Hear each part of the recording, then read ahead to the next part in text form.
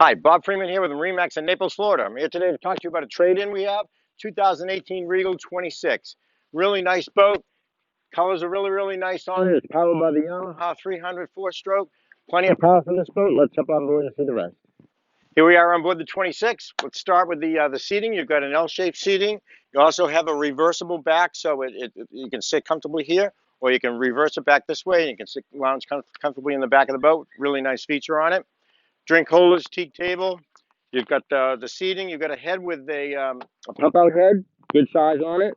And as we move over to the helm, you've got a Garmin touchscreen, and you got the Fusion stereo on it. And it's all real. The upholstery's in very nice condition.